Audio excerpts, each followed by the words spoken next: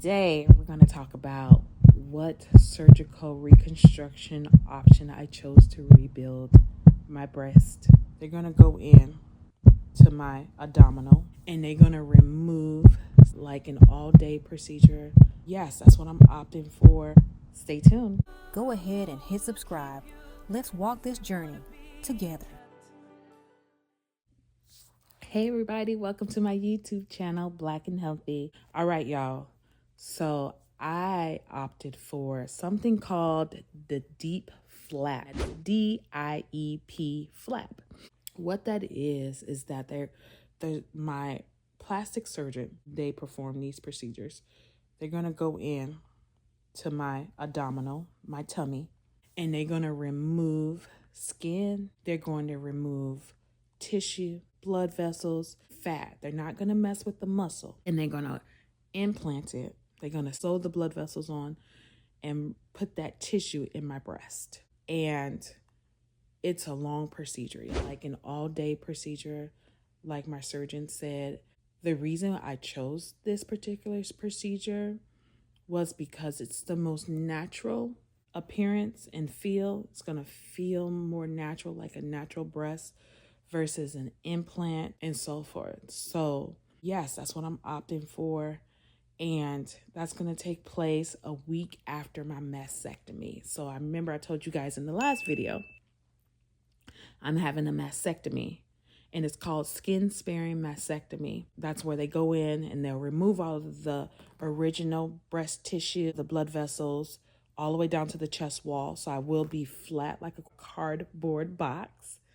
And then about a week, 5 to 7 days, something along that measure, they're going to remove all of my tummy fat, tissue, skin, blood vessels, and implant it in my breast.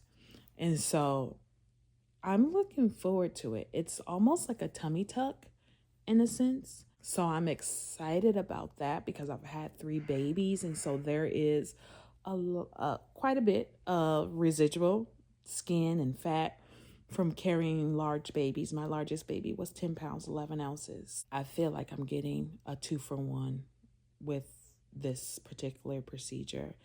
Like I said, it's going to be a long procedure. I'm going to be under anesthesia for a while, basically all day.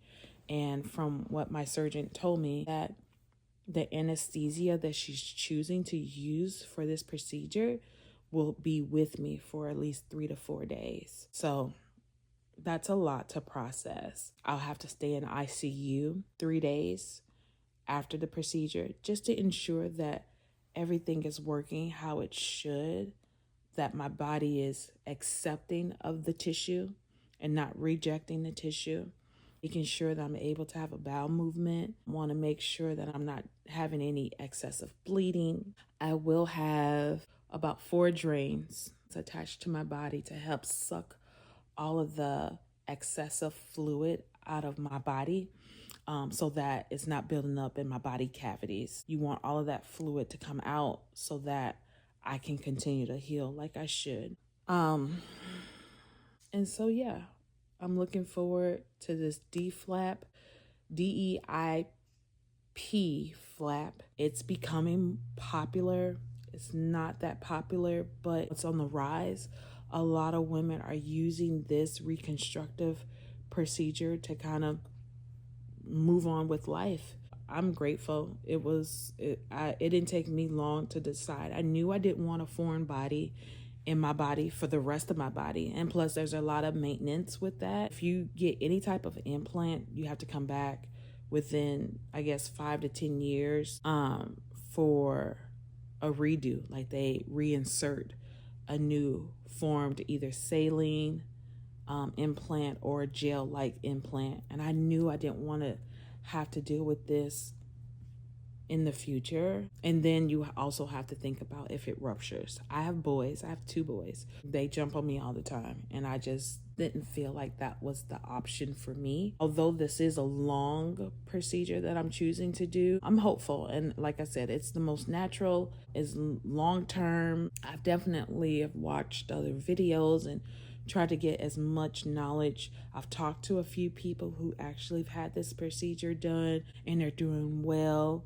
It's very low maintenance. It appears and looks and feels normal, so I'm excited about that. And prayerfully, I'll be able to keep my nipples. That's important to me too. We shall see. Let me know if you guys have any questions, comments, or anything you want me to expand on.